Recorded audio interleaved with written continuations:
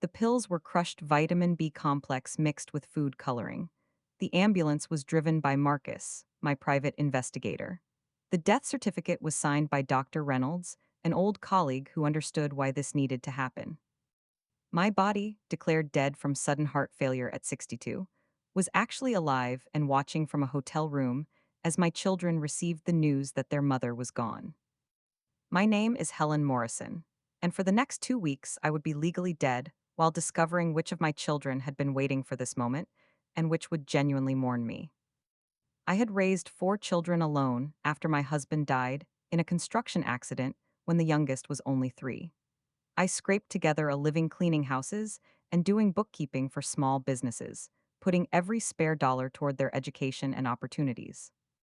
I remarried briefly when the children were teenagers, but that marriage ended badly, and I returned to supporting my family alone. Now, at 62, after 40 years of sacrifice, I was about to learn whether any of it had mattered. The plan began forming 6 months ago when I overheard a conversation that shattered my world. I had come home early from a doctor's appointment, my arthritis medication having made me feel sick enough to cancel my afternoon cleaning jobs. I entered through the back door, not wanting to track in mud from the garden, and heard voices from the kitchen. My daughter Laura was 38, a real estate agent who lived 2 towns over with her husband and 2 children. She visited every few weeks, usually when she needed something: babysitting, money, help with a house project. I told myself she was busy with her own life, that this was normal for adult children. The other voice belonged to my son Derek, 40 years old and perpetually between jobs. Derek lived in my basement rent-free, claiming he was saving money to start his own business, though I'd been hearing that story for 5 years. He ate my food, used my electricity, and contributed nothing to household expenses. I stood in the mudroom, hidden from view, and heard them discussing me like I was already in the ground. "She's been having those dizzy spells," Laura said. "Did you notice how she grabbed the counter at Sunday dinner? Something's wrong with her." "Maybe it's finally catching up to her," Derek replied, and there was something in his tone that made my blood run cold. "All those years of working herself to death. Bodies don't last forever. The house would sell for at least 400,000 in this market," Laura continued. "Split 4 ways, that's 100 grand each, plus whatever she has in savings and the life insurance from Dad's accident." My heart stopped. They were calculating my worth like I was a commodity, not their mother. "Don't forget about the land up north," Derek added. "That property Grandma left her. It's right on the lake. Developers have been sniffing around that area for years." "God, I didn't even think about that. That could be worth another 200,000 easily." "We should probably look at her will," Derek said. "Make sure everything's divided fairly. You know how Mom is. She might leave everything to James just because he's the oldest." They discussed accessing my safe, finding my will, ensuring they got their fair share of assets they assumed I was hoarding from them. They talked about my potential death with the casual practicality of people planning a garage sale. I backed out the way I came, got in my car, and drove to a park where I sat for 3 hours trying to process what I'd heard. These were the children I'd sacrificed everything for. I'd worked 70-hour weeks to afford their school supplies. I'd skipped meals so they could have seconds. I'd worn the same coat for 15 winters so they could have new clothes. And they were waiting for me to die so they could liquidate my life. That night, I started making calls. The first was to Marcus Chen, a private investigator I'd met through my bookkeeping work. Marcus was in his 50s, former police detective, and ran a small but discreet investigation firm. "I need to disappear," I told him over coffee the next day.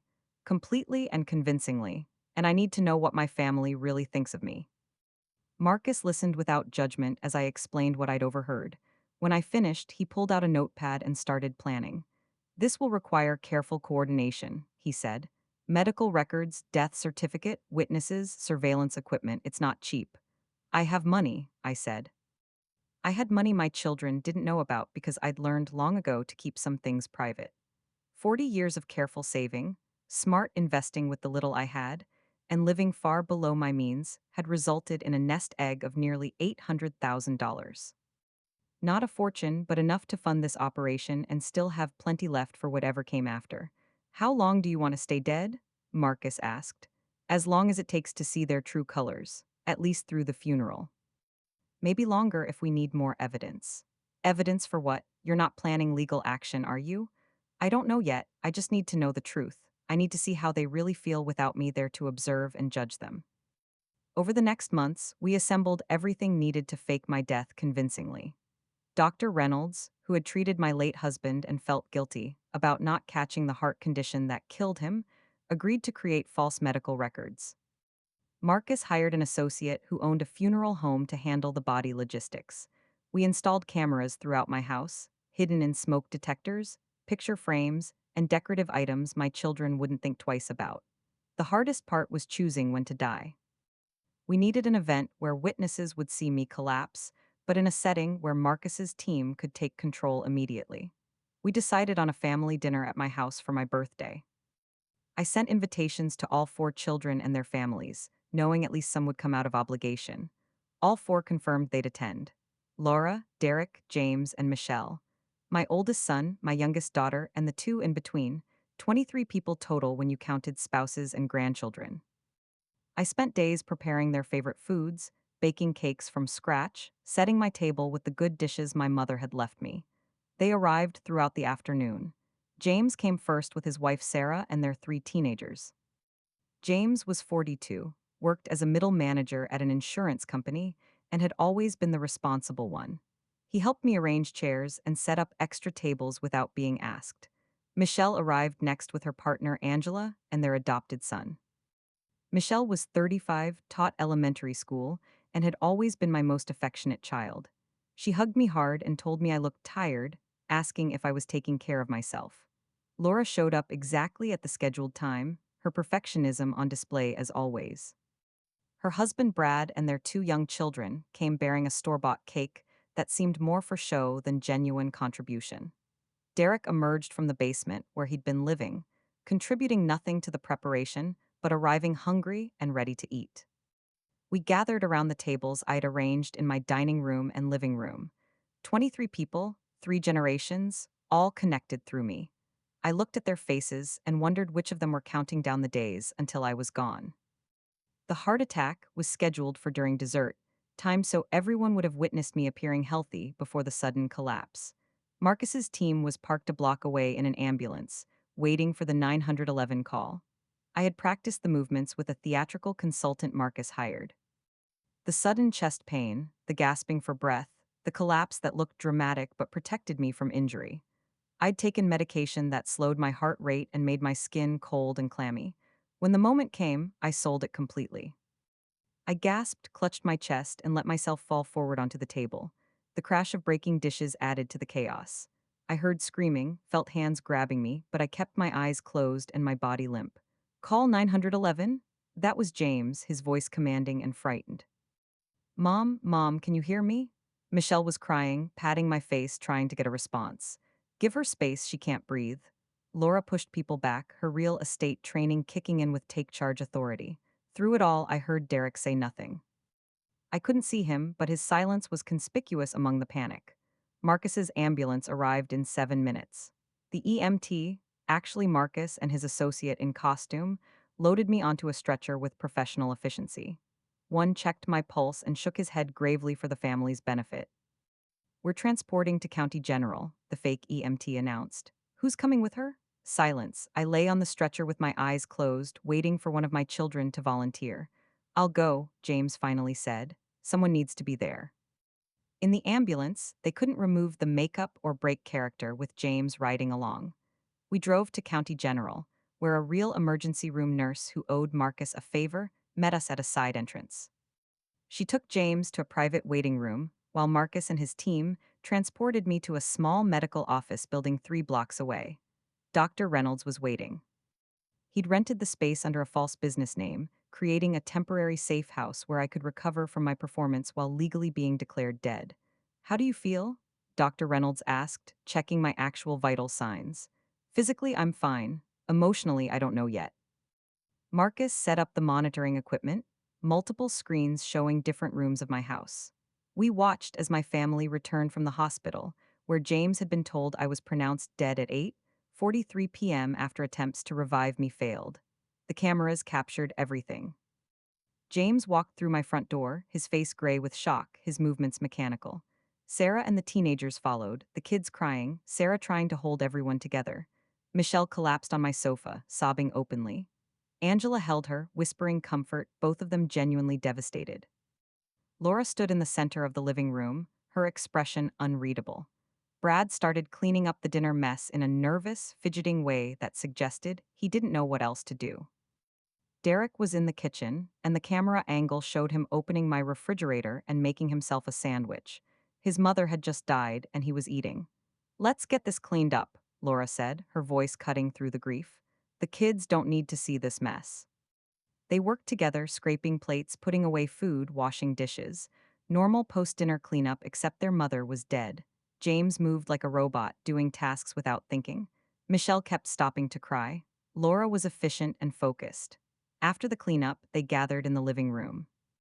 This was the moment I'd been waiting for, the first conversation without me there to moderate or observe. "We need to talk about arrangements," Laura said. She'd positioned herself in my favorite chair, the one I sat in every evening. "Funeral home, service, burial versus cremation. Can we have one night?" Michelle's voice was thick with tears. "Can we just process this before we start planning? We don't have time, things need to be arranged. Mom would want us to be practical. Mom would want us to grieve," James said quietly. "She'd want us to feel this before we start checking items off a to-do list." "I'm not being insensitive," Laura snapped. "I'm being realistic. Someone has to make decisions, and clearly it's going to be me since you're all too emotional to function." I watched my daughter, the one I'd helped through her real estate licensing exams, the one whose children I babysat weekly, the one I'd given thousands of dollars to for down payments and emergencies. She'd positioned herself as the competent manager, but there was something else underneath: eagerness. She wanted to get to the practical matters: the will, the estate, the division of assets. Derek emerged from the kitchen with his sandwich. "We should probably look for Mom's will," he said casually. "She mentioned having important documents in her office safe. Can you not?" Michelle stared at him in disbelief. "Can you not think about her money for 5 minutes? She just died." "I'm thinking about what she would want," Derek said defensively. "She'd want things handled properly. That means finding the will, contacting her lawyer, making sure everything's documented." "He's right," Laura said. "We need to locate her important papers. Does anyone know the combination to her safe?" James stood up abruptly. "I'm going home. I can't listen to this. Our mother died 3 hours ago, and you're talking about her safe like she was a client instead of the woman who raised us." "Don't be dramatic," Laura said. "We're all grieving, but we also have responsibilities. Mom worked her whole life. The least we can do is handle her affairs competently. The least we can do is remember she was a person," James said, his voice breaking. "She was our mother. She deserves more than this." He left with Sarah and the teenagers. The door closed behind them with finality. Laura watched them go, then turned to Derek and Michelle. "Fine, we'll give it a few days, but we need to start planning the funeral tomorrow, and we need to find that will." "Why are you so focused on the will?" Michelle asked. "What difference does it make right now?" "Because Mom owned property and assets," Laura said impatiently. "Because there are four of us and we need to make sure everything's distributed fairly. Because Derek's been living here rent-free, and I've been helping with her bills, and James is the oldest and you're the baby, and everyone's going to have an opinion about who deserves what." The truth was emerging already. Laura wasn't worried about honoring me. She was worried about getting her share. "I'm going to bed," Michelle said. "I'm sleeping in Mom's room. I need to be close to her things." After Michelle left, Laura and Derek stayed in the living room. The camera captured their conversation clearly. "We need to find that will before Michelle gets sentimental about everything," Laura said. "You know how she is. She'll want to keep every photograph and piece of furniture because it has memories. We need to be practical." "What are you thinking?" Derek asked. "The house sells for 400,000 minimum. Split 4 ways, that's our baseline. But there's also savings, life insurance from Dad's policy, the lake property, her jewelry. Realistically, we're talking about 600,000 total, maybe more." Derek whistled. "I had no idea Mom had that much. She lived like she was poor, but she was sitting on assets. And someone needs to make sure it's divided fairly, which means someone needs to control the process." "You want to be executor?" "I'm the most qualified. I handle real estate transactions all the time. I understand property values and estate liquidation." James is too emotional, Michelle's too sentimental, and you're. She trailed off. I'm what? Derek's voice had an edge. You're not good with responsibility, Laura said bluntly. You've been living in mom's basement for 5 years. I love you, but you're not the person to handle a six-figure estate. I watched my children discuss my life's work like it was a business transaction. The house I'd scrimped to buy, the savings I'd built dollar by dollar. The property my mother left me that I'd kept for sentimental reasons. They saw dollar signs, not memories. Marcus was monitoring with me, taking notes. This is uglier than you thought, isn't it? I wanted to be wrong, I said quietly. I wanted to believe I'd misunderstood what I heard 6 months ago. You didn't misunderstand. Over the next 3 days, I watched my family from my medical office hideaway.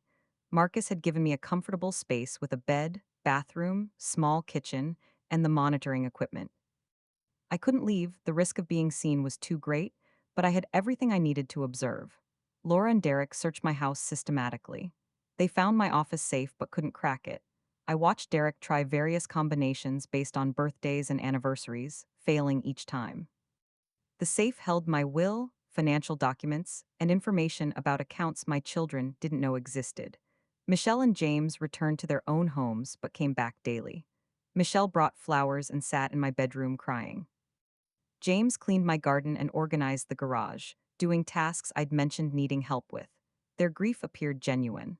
Laura contacted a lawyer, began researching funeral arrangements, and called my employer to notify them of my death. She was efficient and organized, but there was an undertone of impatience to everything she did. She wanted to get through the mourning period and into the distribution phase. On the fourth day, Laura found my will. It had been in my desk drawer all along, not in the safe. Marcus had placed it there during setup, creating a copy that matched my actual will, but with one crucial difference. It required all four children to agree on any estate decisions unanimously. This wasn't in my real will, but they didn't know that. Laura read it aloud to Derek, Michelle, and James, who had gathered for another family meeting. I leave all my assets to my four children in equal shares, Laura read. However, any sale of property or major financial decision requires unanimous agreement from all four children. If consensus cannot be reached, the estate will be managed by a court-appointed executor until all heirs are in accord. That's ridiculous, Derek said. What if we can't agree? Then we're stuck, Laura said, clearly frustrated. We'd have to go to probate court and let a stranger make decisions about Mom's estate. She didn't trust us, Michelle said softly. She thought we'd fight.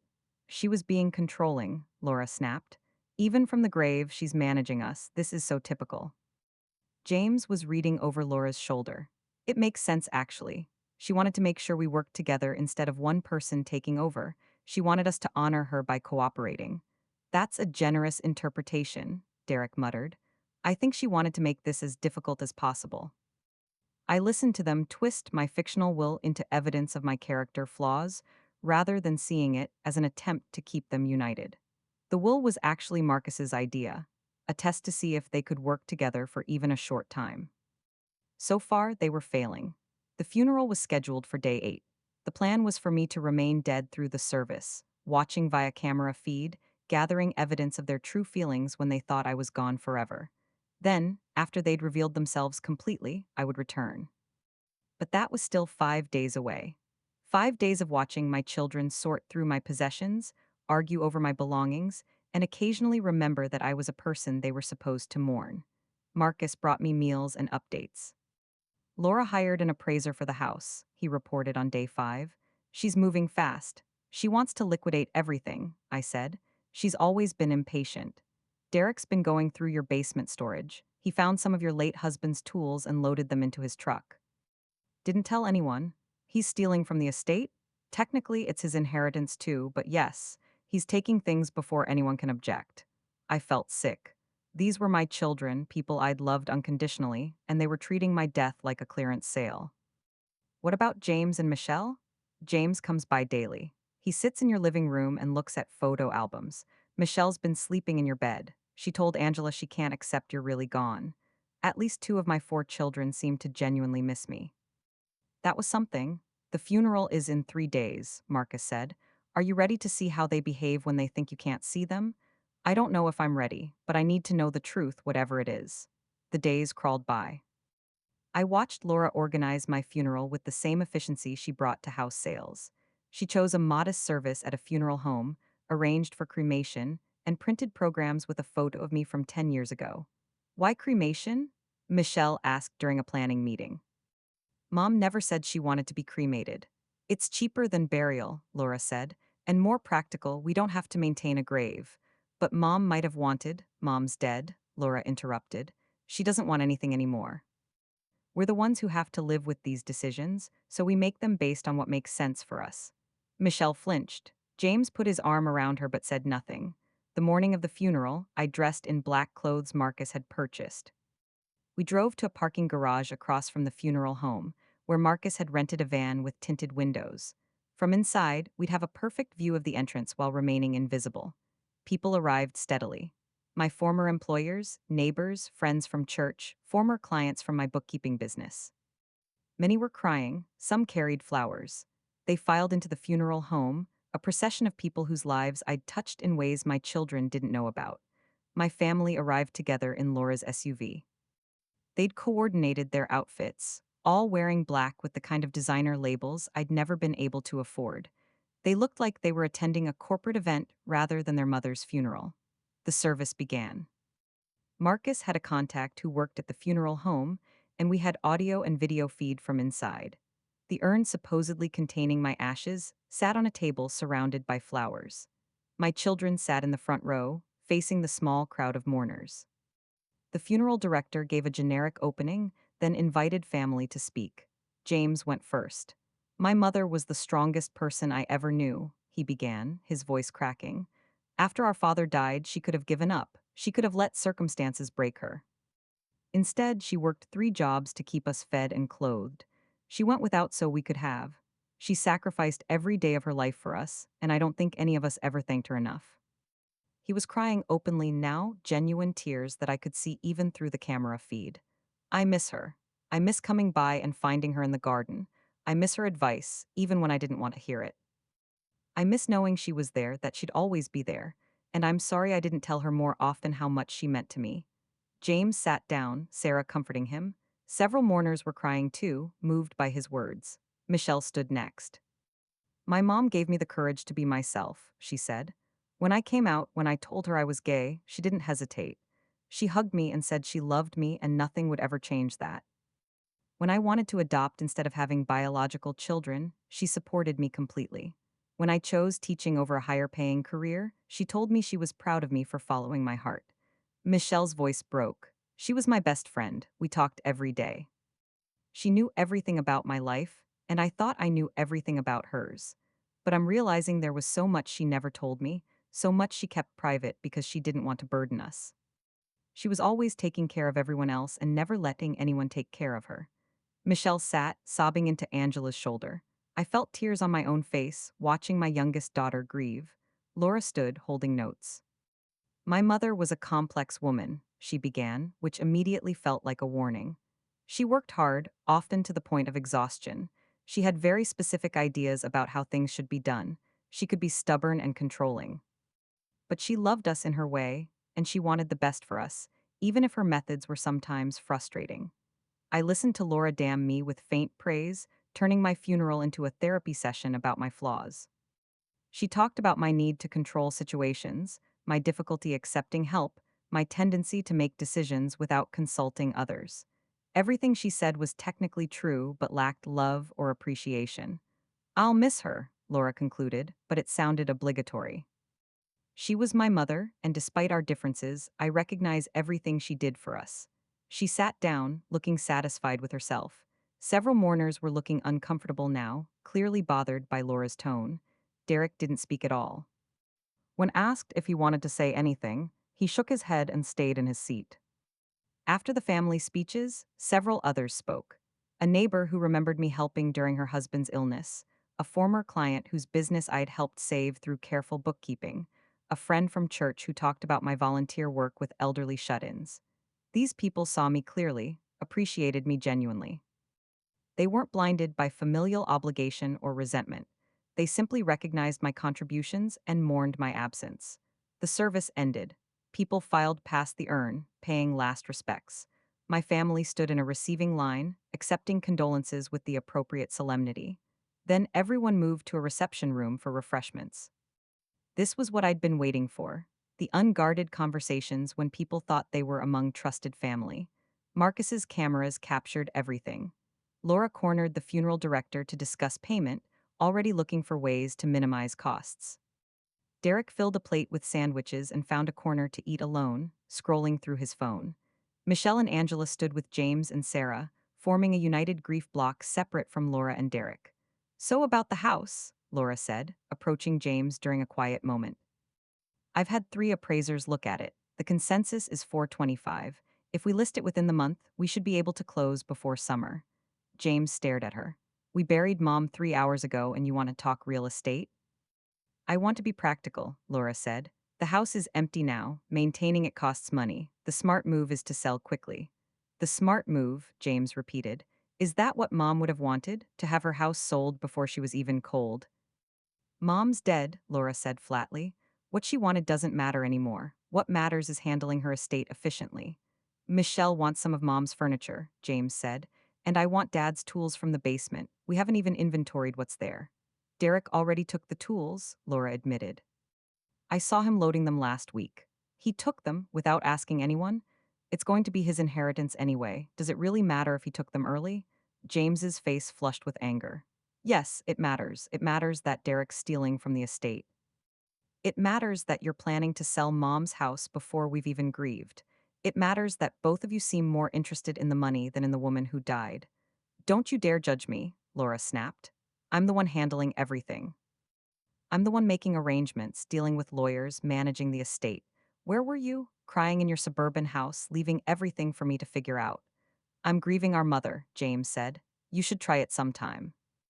He walked away, leaving Laura standing alone, her face tight with anger. Michelle approached next.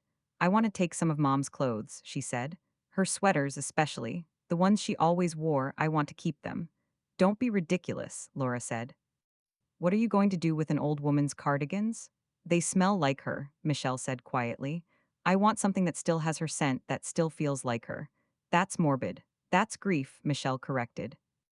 That's what it looks like when you actually miss someone instead of just seeing them as a financial asset. Laura's composure cracked. You think I don't miss her? You think this is easy for me?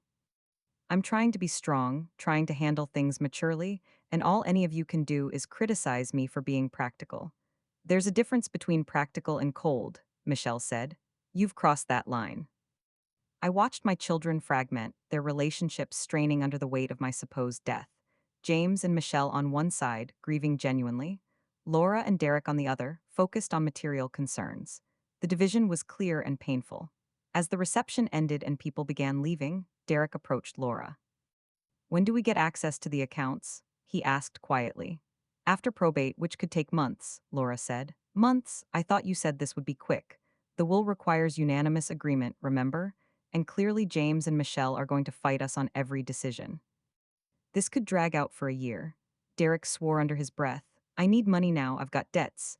Maybe you should have thought of that before you quit your last job, Laura said. I can't help you. What about a loan against my inheritance? Banks do that, right? Not without death certificates, probate documents, and proof of estate value, none of which we have yet.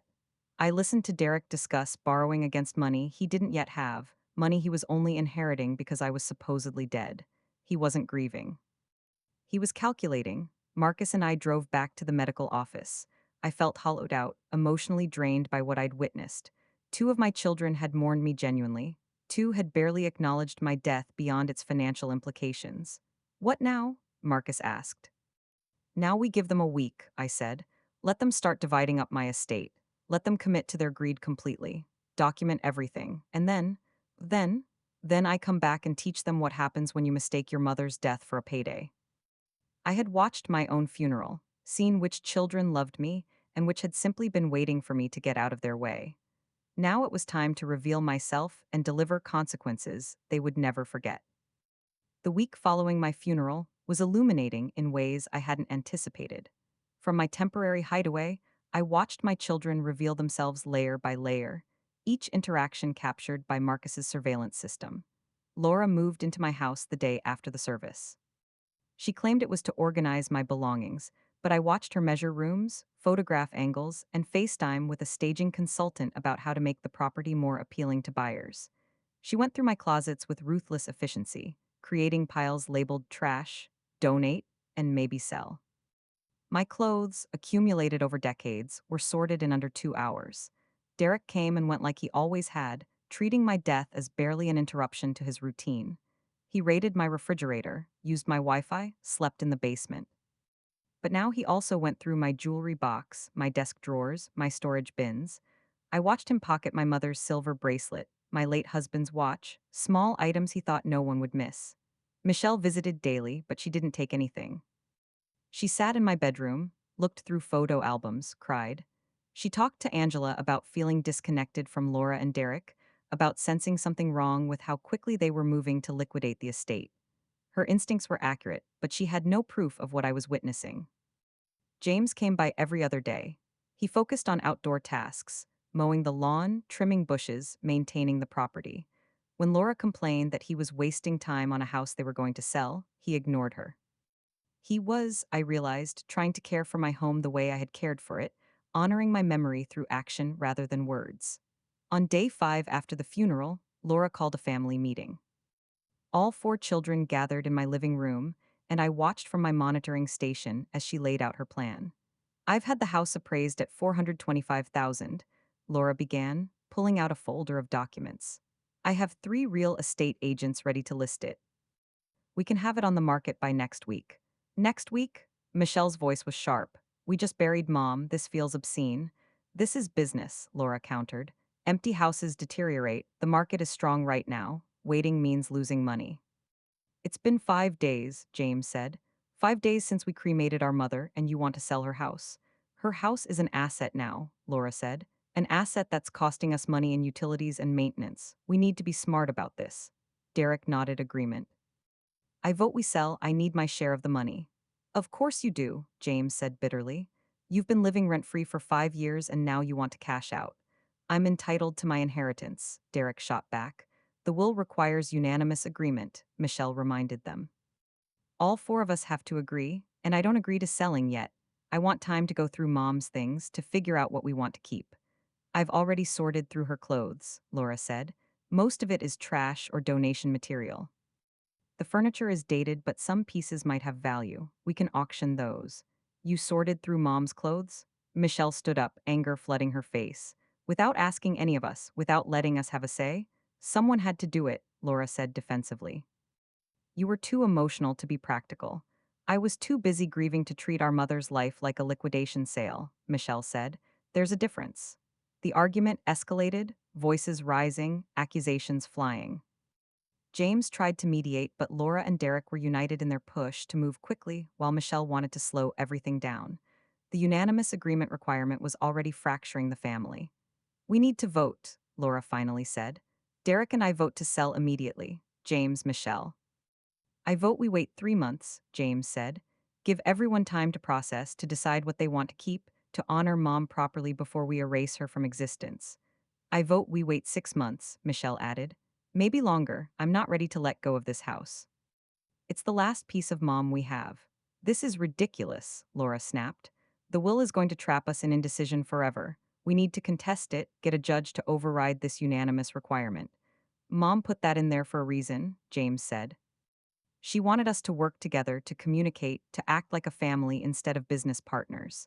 Mom was controlling and manipulative, Laura said, and I felt the words like a physical blow.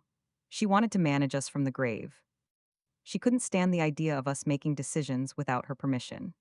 I watched my daughter reduce 40 years of single motherhood to a character flaw. Every sacrifice I'd made, she interpreted as control. Every boundary I'd set, she saw as manipulation. She had rewritten our entire relationship to justify her current behavior. I'm done with this meeting, Michelle said, standing. You can sell the house over my dead body. I'm not agreeing to anything. She left, Angela following. James stayed a moment longer. You've changed, Laura, he said quietly. Or maybe you've always been like this and I just didn't want to see it. Either way, I don't recognize you anymore. After James left, Laura and Derek remained. The camera captured their conversation. We need to find a way around the will, Laura said. There has to be a loophole. What if we just started selling things? Derek suggested. Small stuff that Michelle and James won't notice. Furniture, jewelry, whatever we can liquidate quietly. That's theft from the estate, Laura said, but she didn't sound opposed, just cautious. If we get caught, we won't get caught if we're smart about it. And by the time anyone realizes, we'll claim mom gave us permission before she died. Who's going to prove otherwise? I watched my children plan to steal from their siblings, justifying it with the ease of people who had convinced themselves they deserved what they were taking. They discussed which items to sell first, how to hide the transactions, what lies to tell if questioned. This was enough. I had seen everything I needed to see. The question now was how to reveal myself in a way that would deliver maximum impact and ensure lasting consequences. Marcus and I spent 2 days planning the revelation. It needed to be public enough that Laura and Derek couldn't downplay or deny what they'd done, but controlled enough that we could document everything. We decided on a family meeting at my house, scheduled under the pretense of discussing estate logistics. Laura would think she was gathering everyone to push through her sale agenda. Instead, she'd be walking into her reckoning. Marcus sent the meeting invitation from a spoofed email address belonging to a law firm, making it appear official and mandatory. All 4 children confirmed attendance, scheduled for Saturday at 2 p.m., exactly 2 weeks after my staged death. The morning of the meeting, Marcus drove me back to my house. I entered through the back door using my key, went upstairs to my bedroom, and waited. The plan was simple: let them gather, let them discuss the estate, then walk downstairs and watch their world implode. Laura arrived first, letting herself in with the key she'd had made without asking. Derek emerged from the basement. Michelle and James arrived together, having coordinated to present a united front against their siblings. They gathered in the living room, sitting in the same seats they'd occupied at the family meeting 5 days earlier. Marcus had upgraded the surveillance system, adding cameras with better resolution and multiple microphones to capture every word clearly. So who called this meeting? Michelle asked. The email said it was mandatory but didn't specify why. Probably the lawyer, Laura said. Maybe there's an issue with probate. Or maybe they found out you've been selling mom's stuff, James said, his voice hard. Don't think I didn't notice the empty spaces where furniture used to be. Laura's face flushed. I sold a few pieces that nobody wanted. It's not a crime. It is when you don't have permission from the other heirs, James said. That's literally theft from the estate. I needed money, Derek said, so I took some things. Sue me. Maybe I will, James said. Maybe Michelle and I will take both of you to court for stealing from mom's estate. Good luck proving anything, Laura shot back. Mom gave me permission before she died to handle her affairs however I saw fit. That's a lie, Michelle said. Mom never said that. How do you know? You weren't there for every conversation. This was my cue. I stood up from where I'd been sitting on my bed, listening through a baby monitor Marcus had placed in the living room. I walked to the top of the stairs, my heart pounding so hard I thought they might hear it. Then I descended, each step deliberate, until I reached the bottom and stood in the doorway of my living room. 4 faces turned toward me. The simultaneous expressions of shock, horror, and disbelief would have been comical if the moment weren't so charged with emotion. Michelle screamed. James stumbled backward, knocking into a table. Laura went white, her mouth opening and closing without sound. Derek simply stared, frozen in place. Hello, children, I said, my voice steady despite my shaking hands. I believe you were discussing my estate? Mom, Michelle's voice was barely a whisper. How? What? You're dead. We buried you. You cremated an urn full of sand, I said. I've been very much alive, watching everything you've done for the past 2 weeks. Laura found her voice first. This is insane. This is some kind of sick joke. Mom, what the hell is going on? What's going on is that I staged my death to see how my children really felt about me, I said. I wanted to know if any of you would genuinely mourn me, or if you'd just fight over my money. I walked further into the room, Marcus entering behind me with a tablet showing the surveillance footage. And I got my answer. James sank onto the sofa, his face a mixture of relief and anger. You let us think you were dead. Do you have any idea what that did to us? I have a very clear idea what it did to some of you, I said. Michelle cried in my bedroom every day. You maintained my garden and took care of my house. You both grieved genuinely. I turned to Laura and Derek. And you too couldn't wait to liquidate my life. You measured my house for staging before my funeral. You stole my jewelry and furniture. You discussed how to circumvent my will and cheat your siblings out of their inheritance. We didn't, Laura started. Don't lie to me, I interrupted. I have video and audio recordings of every conversation you've had in this house for 2 weeks. Every scheming discussion, every theft, every moment when you revealed your true character. Marcus held up the tablet, queuing up footage. We played the conversation where Laura and Derek discussed selling items secretly. Then, the one where Derek took my mother's bracelet from my jewelry box. Then Laura's phone call with a real estate agent, discussing how to pressure her siblings into a quick sale. Michelle was crying again, but this time from anger. How could you? She demanded, looking at Laura and Derek. Mom wasn't even cold and you were stealing from her?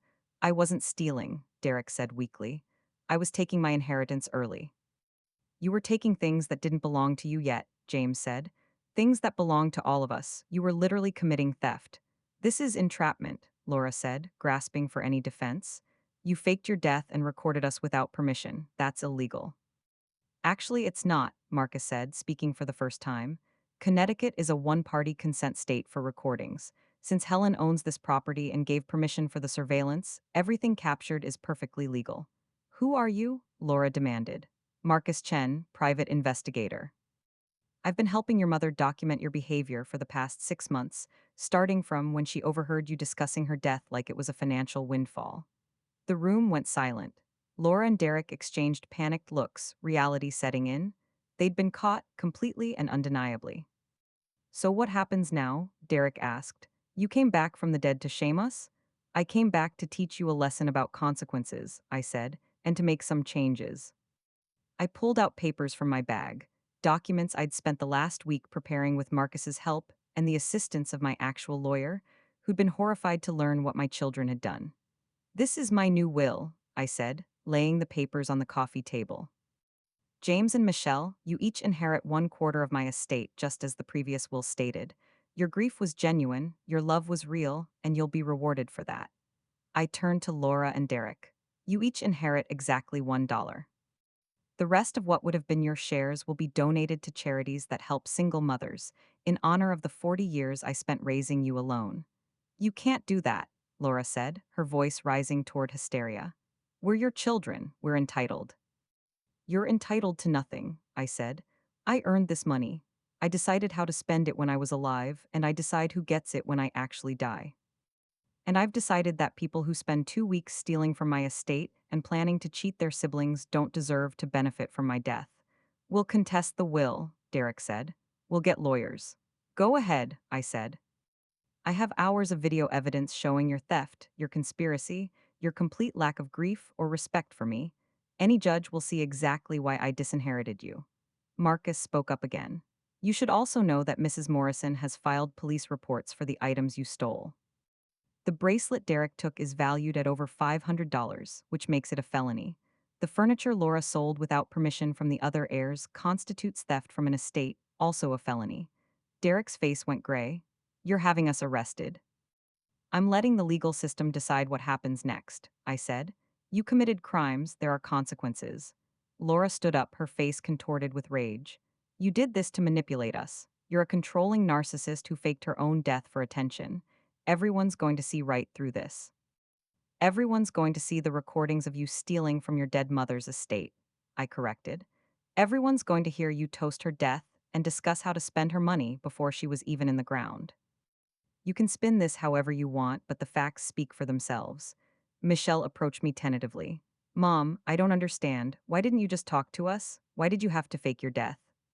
Because 6 months ago, I overheard Laura and Derek discussing my potential death like it was a business opportunity, I said. I needed to know if that was how they really felt, or if I'd misunderstood. So I created a situation where they'd reveal their true feelings. And we did, James said quietly. He looked at Laura and Derek with something like pity. You revealed exactly who you are. I raised you better than this, I said to Laura and Derek. I taught you about integrity, about family loyalty, about respecting others. Somewhere along the way, you decided those lessons didn't apply to you. You decided that what you wanted mattered more than what was right. So you're just cutting us off? Derek asked. Completely? I'm giving you exactly what you've given me. Nothing, I said. For years, you've contributed nothing to this family except expectations and demands. Derek, you've lived in my basement rent-free for 5 years, never offering to help with expenses, never looking for stable work. Laura, you've used me as free childcare and an ATM, only calling when you needed something. I let that sink in before continuing. I gave you everything, and you repaid me by planning how to spend my money before I was dead. Now you'll learn what it's like to actually earn your own way in the world, without my support propping you up. This is cruel, Laura said, tears streaming down her face now. You're punishing us for being practical. I'm punishing you for being heartless, I corrected. There's a difference between practical and callous. You crossed that line so far you couldn't even see it anymore. Michelle wiped her eyes. What happens now, Mom? Do we just pretend the last 2 weeks didn't happen? No, we acknowledge what happened and we learn from it, I said. James and Michelle, you passed a test you didn't know you were taking. You showed genuine love and grief. You honored my memory. I looked at Laura and Derek. You too failed spectacularly, and there are consequences for that. The new will is already filed, the police reports are submitted. I'm changing the locks on this house, and Derek, you have 1 week to move out of the basement. Where am I supposed to go? Derek asked. That's for you to figure out, I said. You're 40 years old, it's time to take responsibility for your own life. Laura grabbed her purse, her movements jerky with rage. This isn't over. We'll fight this. We'll tell everyone what a manipulative monster you are. Go ahead, I said. I have video evidence of everything. Tell whoever you want. Show them the footage of you stealing from my estate. I'm sure they'll be very sympathetic. Laura stormed toward the door, Derek following. She turned back one last time. I hope you're happy, destroying your own family. I didn't destroy this family, I said quietly. I just revealed the cracks that were already there. You two destroyed yourselves when you chose greed over love. They left, the door slamming behind them. The silence that followed was heavy, broken only by Michelle's quiet crying. James was the first to speak. Mom, I'm glad you're not dead. I'm angry as hell about the deception, but I'm glad you're alive. So am I, Michelle said. But this is going to take time to process. You let us think we'd lost you. That was cruel, even if you had good reasons. I know, I said, and I'm sorry for hurting you too. That was never my intention. I only wanted to expose Laura and Derek. Well, you succeeded, James said. They're exposed. Everyone will know what they did, but Mom, you've also exposed yourself. People will know you faked your death. That's going to have consequences too. I know, I said, and I'm prepared to face them. Some people will understand why I did this. Others won't. But I'd rather live in truth, even uncomfortable truth, than in a lie that protects people who don't deserve protection. Marcus had been quietly documenting this final confrontation. Now he spoke up. Mrs. Morrison, the police want to speak with you about the false death certificate and the resources used in the investigation of your death. There will be some legal complications to sort through. I expected that, I said. Dr. Reynolds and I discussed the risks. We're prepared to face whatever consequences come. Michelle stood and hugged me, hard and tight. I'm still processing all of this, but I love you, Mom. I'm glad you're not dead. I love you too, sweetheart, I said, holding my youngest daughter and feeling the weight of 2 weeks of separation. James joined the hug, and for a moment we stood together, 3 of the 4 children I'd raised, connected by genuine love rather than obligation or greed. Over the following weeks, the aftermath of my resurrection unfolded in waves. Laura and Derek hired lawyers, attempting to challenge the new will and file charges against me for fraud and emotional distress. Their cases were dismissed when the video evidence became part of the public record. Any sympathy they might have garnered evaporated when people saw them stealing from what they believed was their dead mother's estate. Derek was arrested for felony theft. He pleaded guilty to reduced charges and received probation plus restitution. He moved out of my basement into a tiny apartment and got a job at a warehouse, finally supporting himself for the first time in years. Laura's reputation in the real estate community was destroyed when word spread about her behavior. Clients didn't want to work with someone who'd been caught on camera calculating the value of her mother's house before the funeral. Her business suffered catastrophically. I faced consequences too.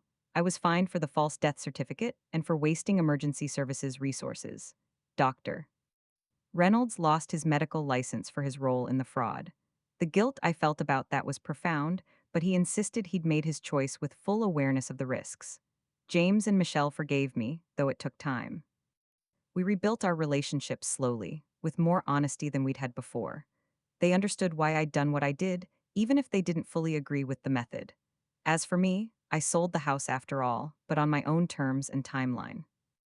I moved to a smaller place near Michelle, where I could be close to my grandchildren.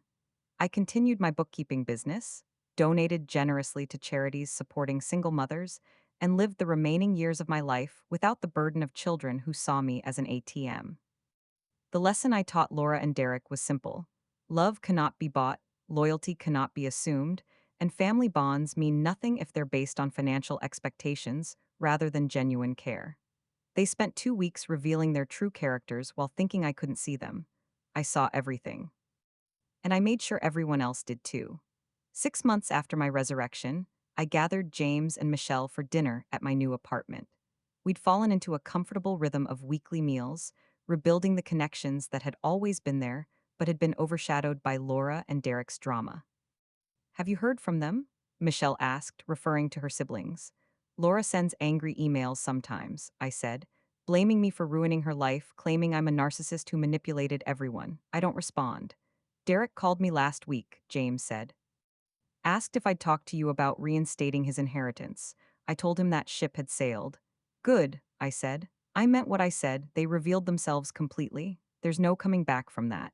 Michelle played with her napkin. Do you think they'll ever understand what they did wrong? Or will they always blame you? People like Laura and Derek don't typically accept responsibility, I said. They'll rewrite history to make themselves the victims. They'll tell anyone who will listen that I'm a manipulative monster who faked her death for attention, and some people will believe them. But most people won't, James said. Most people saw the videos, they know the truth. The truth is complicated, I said. I did manipulate them. I did stage an elaborate deception, but I did it to expose something real: their greed, their willingness to steal, their complete lack of genuine love for me. Both things can be true simultaneously. I'm still angry about it sometimes, Michelle admitted. I grieved you. I cried myself to sleep thinking you were gone. That pain was real, even if your death wasn't. I know, I said, and I'm sorry for that pain. If I could have exposed Laura and Derek without hurting you and James, I would have. But there was no way to do it cleanly. No, there wasn't, James agreed. And honestly, as much as I hate what you put us through, I'm glad I know the truth now. I'd rather have uncomfortable reality than comfortable delusion. We finished dinner and cleaned up together, working in the easy synchronization of people who genuinely care about each other. This, I thought, was what family should be. Not obligation, not financial transactions, but genuine connection based on mutual respect and love. Later that evening, after James and Michelle had gone home, I sat alone in my apartment and thought about everything that had happened. I'd lost 2 children, in a sense. Laura and Derek were still alive, still out there somewhere, but we had no relationship anymore. That loss hurt, even knowing it had been necessary. But I'd also discovered which of my children truly loved me. James and Michelle had passed a test they hadn't known they were taking. Their grief had been real, their love genuine, their mourning authentic. That knowledge was worth everything I'd sacrificed to obtain it. Marcus called that evening for our weekly check-in. How are you holding up? He asked. I'm okay, I said. Better than okay, actually. I know the truth now. That's worth something. It is, Marcus agreed. Though I imagine it's cold comfort sometimes. Sometimes, I admitted, but I'd rather have cold comfort than warm delusion. At least now I know where I stand. For what it's worth, Marcus said, I think you did the right thing. Extreme, yes, controversial, definitely, but right.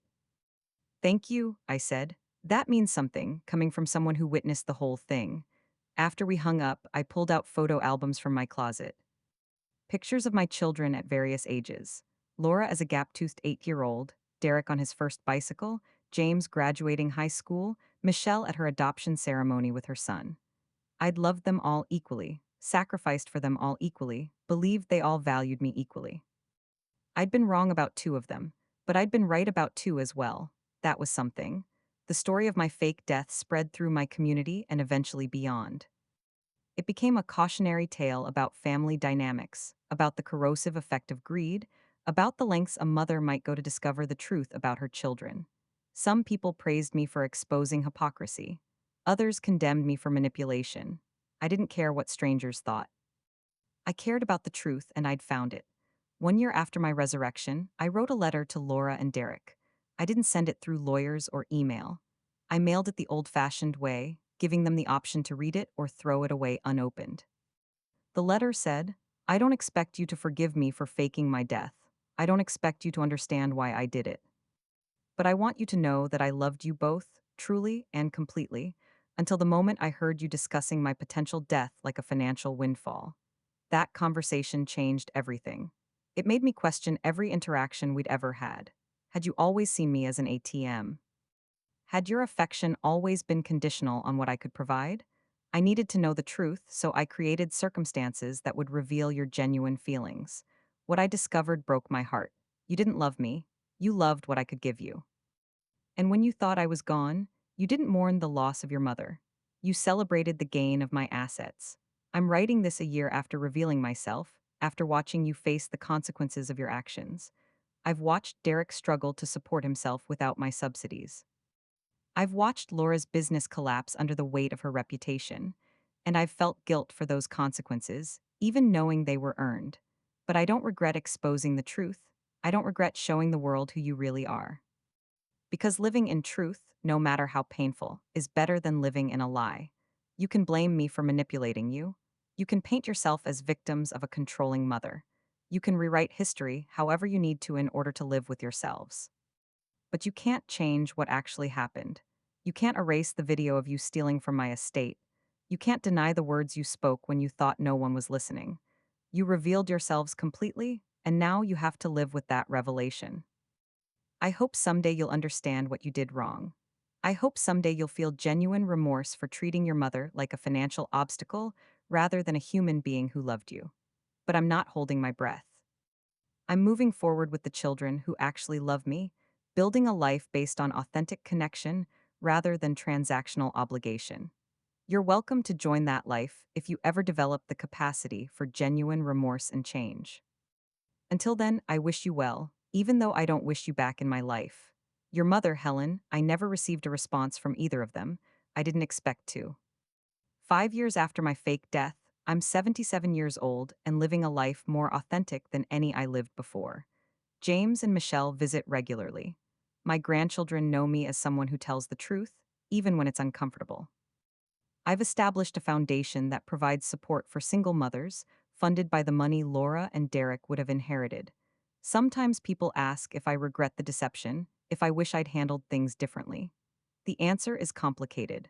I regret hurting James and Michelle. I regret the pain my actions caused people who loved me genuinely. I regret that Dr. Reynolds lost his license helping me, but I don't regret discovering the truth. I don't regret exposing Laura and Derek. I don't regret teaching them that actions have consequences, that you can't treat people as commodities without eventually being held accountable. My fake death accomplished exactly what I intended. It separated genuine love from opportunistic greed. It revealed character in ways no other test could have. It showed me which of my children valued me as a person and which valued me as an asset. The truth hurt, but it also freed me. I spent the last 40 years of my life sacrificing for children who didn't appreciate the sacrifice. Now I spend my time with people who genuinely value me, building relationships based on mutual respect rather than obligation. Laura and Derek taught me a painful lesson. Blood relation doesn't guarantee loyalty, and parental love doesn't always inspire filial devotion. But James and Michelle taught me a hopeful one.